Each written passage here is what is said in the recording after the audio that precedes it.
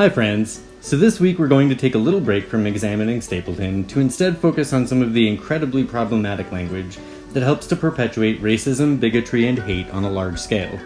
This will be the first in a series of videos breaking down the coded language that has become so closely tied to prejudicial propaganda across the United States. Today, we're going to talk about the word diversity. So diversity, what the heck is wrong with it? How could something that is commonly talked about as such a good thing make for such a problematic word?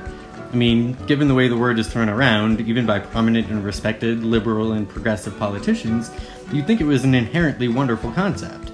So again, you're probably asking, why is it a dirty word then? The answer to that comes in a few parts. First off, it's important to remember that words aren't static things. They generally don't have just a single meaning, and more importantly, they almost never keep the same meanings forever. A perfect example is the word bully. For a very long time in the United States and the UK, all the way through the very early 20th century, the word meant excellent or good. That's a far cry from what it means now.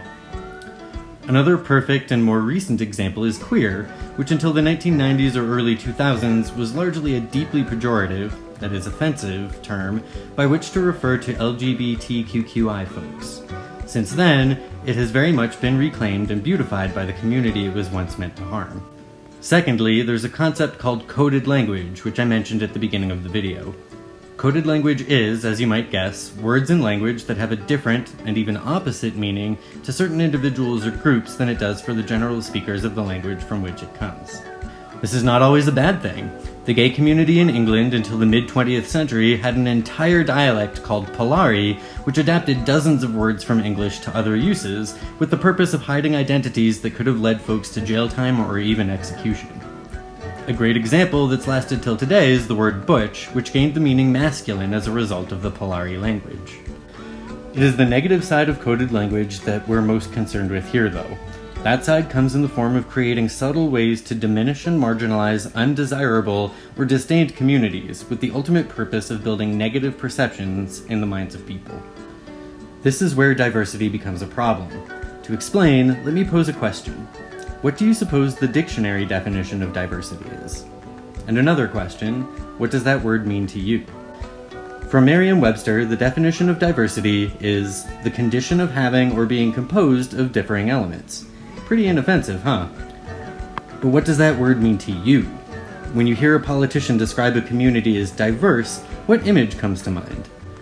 For most people in the United States, the image we would immediately bring to mind is a lot of black and brown people. Don't feel bad if this is true for you too, that's sadly the point and it's not your fault. Extensive papers have been written on the subject, but roughly near the end of the civil rights era, around the 1970s, the benefits of broadly differing identities began to gain popularity, especially among so-called liberals. This, among other developments at the same time, began to threaten the power of the homogeneous white men running the country. Whether it was a concerted effort or not, folks from both camps began to use the term in the same way, to describe non-white people in areas. Old and new stereotypes meant to degrade people of color became conflated with it, and the word became nastily pejorative. So, you might be asking now, what do I do with that word if it's so bad? Good question. At this point, and really maybe always, the words diverse and diversity need a partner to make them less harmful and cruelly coded. So, instead of simply describing a group or a place as diverse, be specific. Is it cultural diversity you're after? Is a place ethnically or racially diverse? Are we discussing religious or spiritual diversity? Maybe we need to talk about gender diversity. By being specific, you may not take all the negativity out of the term. It's become pretty ingrained in popular thought. But at least then, you'll be more responsive to and acknowledging of the value and uniqueness of the people or groups you're talking about. We may not be able to change the subtle meaning of the word overnight, but it's a start. This video was written, produced, and directed by me, Cameron Grant. Be sure to subscribe for more videos, and remember, there'll be a video coming up soon about next steps regarding Stapleton.